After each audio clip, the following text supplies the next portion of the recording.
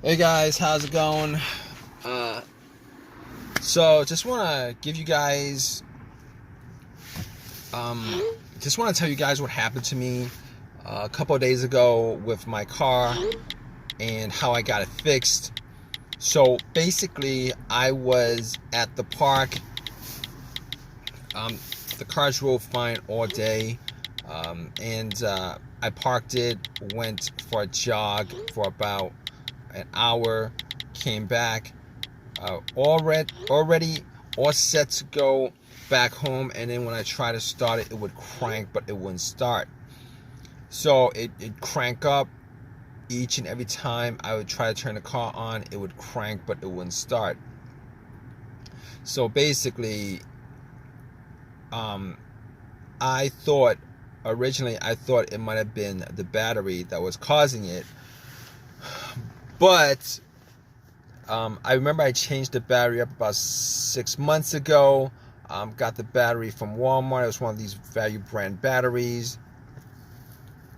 And you know what? I assumed that it was the battery. I was hoping it was the battery because that was one of the cheaper fixes. But regardless, I was kind of on the fence about it because the crank was very strong. Normally, it was a weak battery or a bad battery or a dead battery. That would be a kind of like a slow crank, a low crank, a slow crank, or it wouldn't start off. So I was thinking, turn on the headlights, went out, checked up the headlights to see whether they were strong or not, just to give me, um, just to see where the batteries were at. So I went out, checked the headlights. The headlights were very, very strong, and at that point, I was thinking it probably wasn't a battery. So I popped the hood and looked at the battery just to see, because I thought that was the main reason for it. Terminals were a little bit corroded, and I remember last time I really didn't clean the terminals at all. There was a little bit of debris on the inside, whitish stuff, and I pretty much had a can of Coke in the car, poured it on the terminals, had it fizz up, oxidized, and took some napkins to clean it, and popped it back in. They weren't loose, but they weren't super tight as far as the terminal is concerned. I was able to pop them out, pop them in, and I was hoping that would resolve the issue. Went back, tried to start it, it would crank again, it wouldn't start.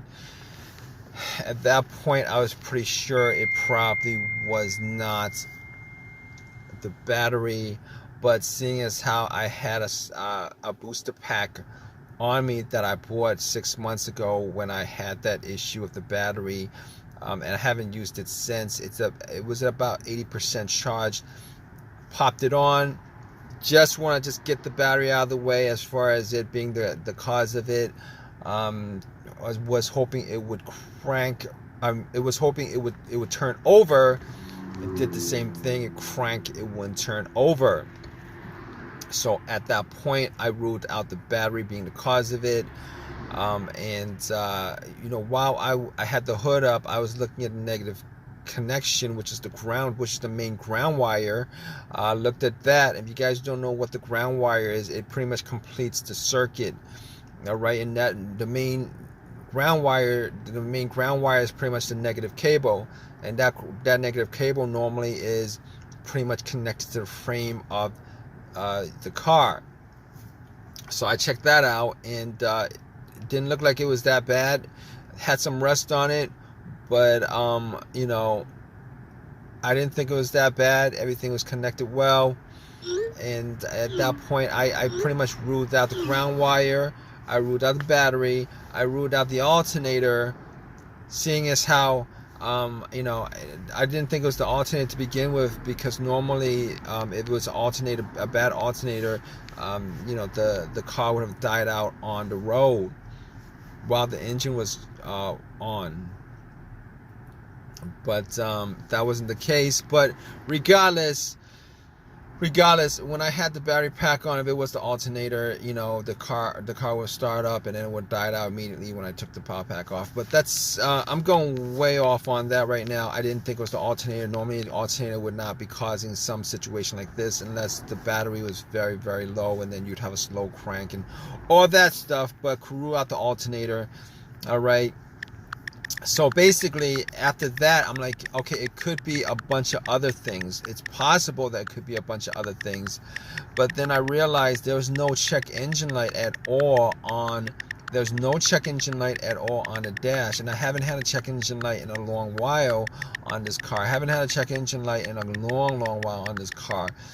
So basically, at that point, I could pretty much rule out a bunch of other stuff that actually had a sensor connected to it, whether it be the mass airflow sensor that could cause it if that was the issue with that, throttle position sensor, camshaft, crankshaft, a whole bunch of stuff that has a sensor connected to it. I could pretty much rule that out. But here's what I did. I have a $20 OBD2 reader that I keep around in the car, and I've had it for a while. Okay, so in this situation, I was thinking, let's analyze this. Let's pretty much deduct what we need to deduct as far as causes of this, deductive reasoning as far as the causes of this. I'm like, there's a chance it might be the car's computer having issues for whatever reason. It's not connecting with the car itself. And I gotta rule that out. So I put the OBD2.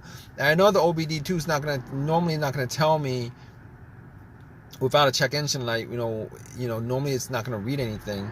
Well, it's gonna analyze everything and it's gonna put out readout, but it's not gonna tell you. Anyway, I put in the OBD2 and it scanned all the way through, gave me a readout. At that point, when it gave me a readout, I knew that there was no issues with any kind of communication issue with the car's ECU, the car's computer to the car itself, and obviously it came up with there's no codes whatsoever. Everything looked good. So just from doing that, I could rule out the car's computer being the issue. I could rule out every single sensor that may that may be causing this.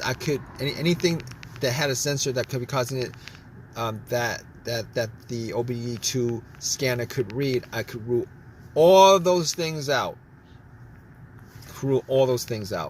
So at that point, I was stuck with a couple of things.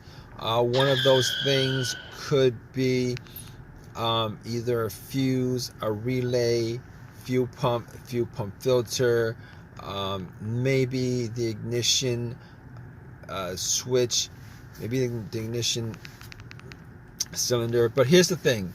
All right. Okay. So I got to the fuse box. Okay. We're going down the list of things to look for. I go down to I get to the fuse box and checked out all the fuses to make sure there were no blown fuse. I did not have a fuse tester on me, so I tried to smell to see whether there was any kind of smell, any kind of burnt fuse, burnt smell, whatever. There was nothing like that. So I could kind of rule all of that out. Not that I mean, there's possible that there's a blown fuse and I wasn't able to spot it, but normally you would use a fuse tester for that. So basically, we're left with relays, and the fuel pump as major failures that could be causing this issue. So I was looking, before I even went there, I forgot to say that another test I did was. Originally, I thought it might be maybe a fuel pump issue or something like that. So what I did was I sat in my car, had the car all the way off, and what I was trying to do was I was trying to trying to hear the fuel pump going off, the fuel pump priming.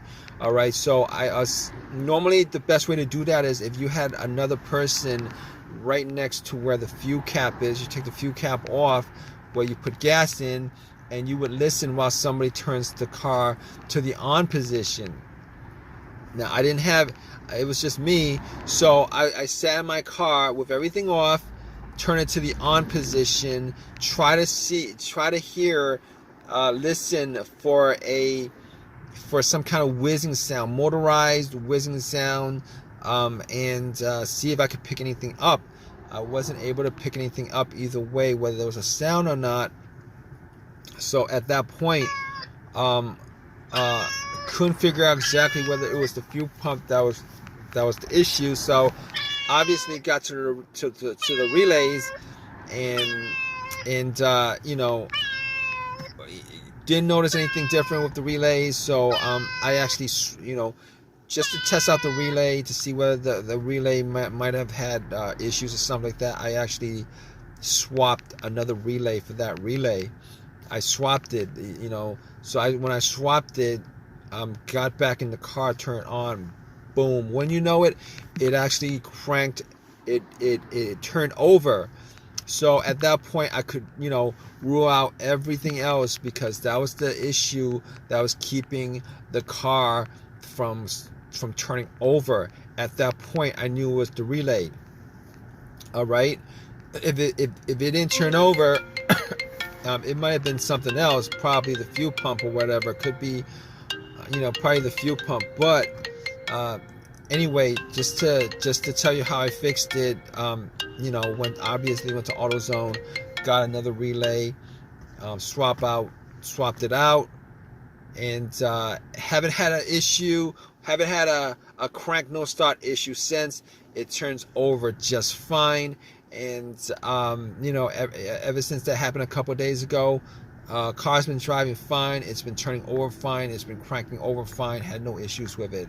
So if you guys are in this situation, you know, you guys want to know, try to figure out what's causing that situation, what you guys, you know, just go down the list of what I went through on this video. As far as just eliminating stuff that could be causing it, there's a good chance that, you know, your problem could be caused by one of those, you know, one of those things. But in any case, hope you guys enjoyed this video. If you guys have any comments, please leave a comment in the comment section. Please subscribe. Please give me a thumbs up. I really appreciate it. Hope this has helped you guys out. All right, guys, take care.